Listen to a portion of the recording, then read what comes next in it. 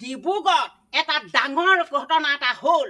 মাক আৰু জীয়েকে লগ লাগি বাপেকক মানুহ লগাই মাৰি পেলালে। কিন্তু মোৰ বুকুখন কঁপি যায়, দুখ লাগে কিন্তু শুনিয়ে মাথাটো মোৰ বেয়া হৈ গৈছে। আজি দানা বনাই আছোঁ, হঠাতে মোৰ মনত পৰিলে মই ভিডিঅ'টো অকণমান অসমবাসী ৰাইজক দেখুৱাই প্ৰস্তুত কৰি দিছোঁ। মোৰ বৰ দুখ লাগিছে। এনেকুৱা কিয় কৰিব লাগে নিজৰ মাকে নিজৰ জীয়েকে নিজৰ বাপেকক বা স্বামী গুৰুক মাৰি পেলাব লাগে নেকি? আমি যে নেকি এজন স্বামীক ভগৱান বুলি মানি থাকোঁ, আজি সেইজনী নৰা পিখাছে আজি নিজৰ স্বামীক কিয় মানুহ লগাই হত্যা কৰালে বৰ দুখ লাগিছে মোৰ সঁচাকৈ। মানে কথাটো মানে মাতাশ্ৰীয়ে মোক কৈ আছে যেন এনেকুৱা মানে নিউজটো দেখিলে কথাটো কৈ আছে যেন এনেকুৱা সঁচাকৈ দেই। আচলতে মৰম চেনেহ বিশ্বাস, মৰম চেনেহ বিশ্বাসত এখন ঘৰ হয়, এখন ঘৰ হয়। এতিয়া খেলটো কি হ'ল গম পাইছেনে? যি বাপেক আৰু জীয়েক যিটো পবিত্ৰ সম্পৰ্ক আৰু ঘৈণীয়েক আৰু গিয়েক যোনটো পবিত্ৰ সম্পৰ্ক, যি হোমৰ গুৰিত সাক্ষী কৰি একেখন ৰভাতে যি হোমৰ গুৰিত সাক্ষী কৰি অগ্নিৰ ওচৰত হাত থৈ 7টা জন্মৰ কাৰণে একেলগে থাকিম বুলি শপত গ্ৰহণ লয়।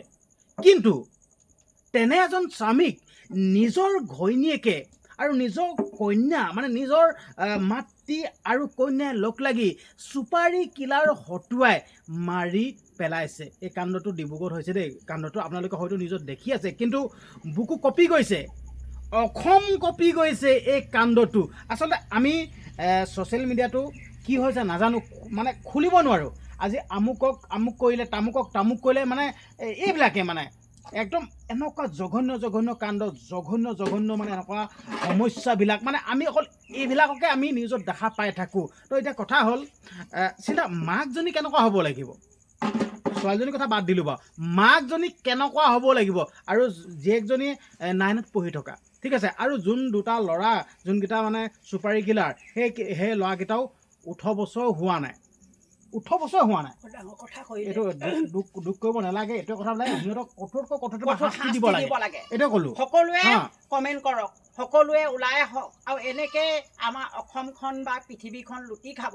আজি নিজৰ মাতৃ, নিজৰ স্বামীক, আজি ঘৈণীয়েকে, আজি নিজৰ সন্তানে যদি বাপেকক ইমান আগবাঢ়ি আজি এনেকুৱা কাণ্ড সংঘটিত কৰিলে, কিন্তু ভগৱানৰ ফালৰ পৰা সিহঁতি কোনো ক্ষমা নাপাব আৰু সিহঁতে কোনো তাৰমানে এনেকুৱাকৈ থাকিবলৈ ক'তো ঠাইও নাপাব আৰু কঠোৰতকৈ কঠোৰ শাস্তি দিবলৈ মই কৈছোঁ আৰু দেই। এনেকুৱা এটা কাণ্ড শুনা নাই দেই, এবাৰ প্ৰথম শুনিছোঁ দেই, মই বৰ দুখ লাগিছে দেই। খেলটো এনেকুৱা ধৰণৰ দেই, প্ৰথমতে মানে সিহঁতি এইটো কিবা ডকাইতি কেছ, মানে ডকাইতি যেনেকৈ এতিয়া সেই চুপাৰী কিলাকেইটা মানে নিউজত পোৱা কথাহে দেই, 10 লাখ টকা পইচা দিছে বোলে, আৰু লগতে সোণৰ গহনা পাতি ইমান দি দিছে। তাৰপিছত খেলটো এতিয়া দুদিনমানটো গ'লেই, এতিয়া পুলিচেও প্ৰথমতে গম পোৱা নাই এইটো ডকাইতি কেছ বা ডকাইতি বুলি ভাবিছে, ধৰি লওক আলম কাপোৰ লৈ গ'ল, কিবা নিজৰ ঘৈণীয়েকে বা ছোৱালীজনী মাৰি পেলাব, মানুহ লগাব নেকি? এনেকুৱা কথা মাৰিব জানো? কোনো বিশ্বাস নকৰে নহয়। সেই যোনটো মানুহটোক মাৰিলে নহয়, কাণ এখন বোলে বিচনাৰ তলত পৰি আছিল, তেতিয়া ধৰা পৰিলে। আচলতে কথাটো এনেকুৱা ধৰণৰ, মানে চোৰে চুৰ কৰিলে তাত মানে কিবা নহয় কিবা এটা প্ৰমাণ থৈ যায়। তো এতিয়া সিহঁতি তাত প্ৰমাণ এটা থৈ গ'ল, আৰু সেই প্ৰমাণটোৰ কাৰণেই আজি ধৰা খালে। চিন্তা কৰক।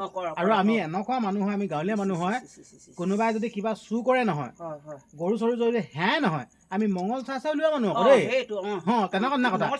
তেনেকুৱা আমি মংগল চাই আমি বস্তুটো উলিয়াওঁ। ঠিক তেনেদৰে সিহঁতিও মানে চুৰ কৰিছিল, চুৰ কৰি তাত প্ৰমাণ থৈ গ'ল, এতিয়া ধৰা খালে।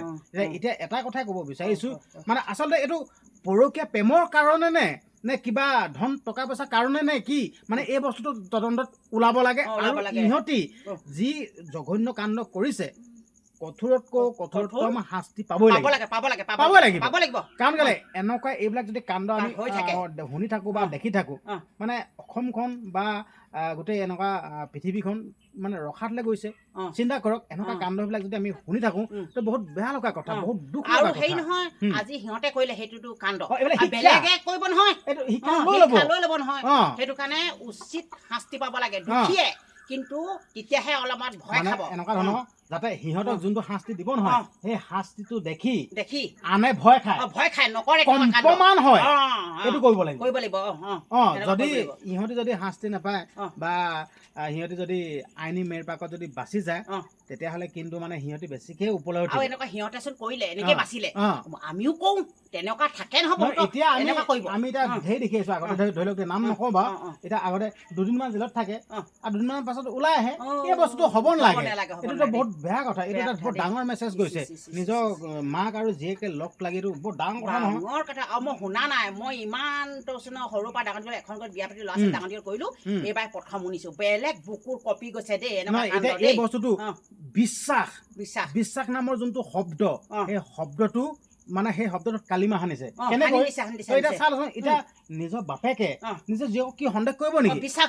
আছে এইটো সন্দেহটো নকয় নহয় যে মোক ছোৱালীজনীয়ে মোক কোনোবাই কাৰোবাৰ লগোৱা কি মাৰি পেলাব বুলি কোনো সন্দেহ কৰিব নেকি এইটো কোনেও নকয় আপোনালোকে মোক কমেণ্ট কৰকচোন নিজৰ দেউতাকে নিজৰ জীয়েকক কেতিয়াও সন্দেহৰ দৃষ্টিয়ে নাচায় ভুলতো নাচায় এতিয়া মানে বাধ্য হ'বলগীয়া হৈছে যে নিজৰ জীয়েককো সন্দেহৰ দৃষ্টিয়ে চাব লাগিব এইটো তাৰ উদাহৰণহে এইটো উদাহৰণ নিজৰ ঘৈণীয়েকতো বাদেই দিলো বা ঘৈণীয়েকৰ কথাটো ঢেৰ ওলাই থাকে নিজৰ ঘৈণীয়েকে নিজৰ গিয়েকক মাৰি পেলাই বেলেগলৈ পলাই গৈছে নিজৰ বাৰু সেইটো কথা নকওঁ কিন্তু নিজৰ জীয়েকৰ কথা বাপেকে কেনেকে চিন্তা কৰিব এইটোতো বৰ ডাঙৰ কথা সেইটো কাৰণে মই আৰক্ষী প্ৰশাসনক অনুৰোধ কৰিছো আচলতে এইখিনি সকলোৱে মাত মাতিব লাগে এনেকুৱা ধৰণৰ অপৰাধত মাত মাতিব লাগে কাৰণ কেলে এইটো বৰ বেয়া কথাটো এটা ডাঙৰ প্ৰভাৱ পৰে ডাঙৰ এটা মানে উচতনিমূলক ধৰণৰ এতিয়া কিবা যদি হয় নহয় ডাইৰেক্ট এই মাৰিয়ে পেলাম কিবা কিবি এইটো চিন্তা কৰিব সেইজনীচোন মাৰি পেলাল বাপেক আমি কি নোৱাৰিম নেকি আমাৰ পাপাই আমি ল'ৰা এটা ভাল পালো আমাক আজি যাবলৈ নিদিয়ে মাৰি কাটি গৈছে আমিও মাৰি পেলাম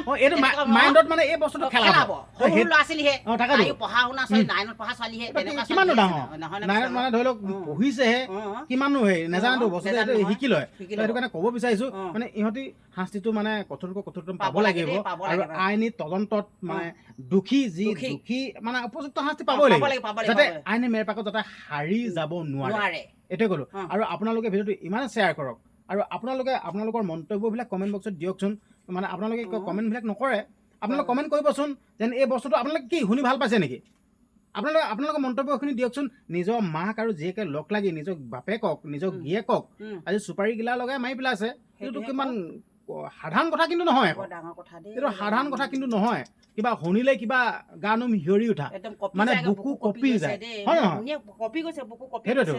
মানে তেনেকুৱা নিচিনা কথা কচু বনাই আছে নেকি মই কচু দানা কাৰণে আপোনালোকে দেখিছেই দানা বনাই আমাৰ মানে মই অকণমান দুখামান থুল মিলাই কৈছো মই এইবোৰ গা পা ধুই ধুনীয়াকে ষ্টাইল কৰি বনাবলৈ নাই মই যাতে ভিডিঅ'টো সোনকালে বনাই দিওঁ অসমবাসী ৰাইজ মানে ধৰি লওক আমি মনৰ কথাকেইটা কৈছো চোৱা দেই মানে ধৰি লওক আমিতো এনেকে বা সাংবাদিক নহয় বা আমি কি কয় বুদ্ধিজীৱী নহয় বা আমি উকিল চুকিল একো নহয় আমি কোনো হেৰি আমি গাঁৱলীয়া মানুহ আমি খেতি কৰা মানুহ এতিয়া দেখিছে আপোনালোকে মানে ধৰি লওক গাহৰি দানা বনাই আছে ছবিটো কেতিয়া মিছা কথা নকয় তাৰপিছত তেনেকুৱা নচালক কচু দানা বনাই আছে তো সেইকাৰণে আমাৰ মনৰ কথাকেইটা কৈছোঁ আৰু আপোনালোককো অনুৰোধ কৰিছোঁ আপোনালোকৰ মন্তব্যবিলাক কমেণ্ট বক্সত দিয়ক পাৰিলে ভিডিঅ'টো শ্বেয়াৰ কৰি দিব আৰু যদি চেনেলটো ছাবস্ক্ৰাইব কৰে চেনেলটো ছাবস্ক্ৰাইব কৰি দিব আৰু ফেচবুকত যদি চাই আছে ফেচবুক পেজটো যদি ফ'ল' কৰা নাই ফ'ল' কৰি দিব আৰু কিন্তু আপোনালোকৰ মন্তব্যবিলাক কমেণ্ট বক্সত দিবলৈ একদমেই নাপাহৰিব ধন্যবাদ।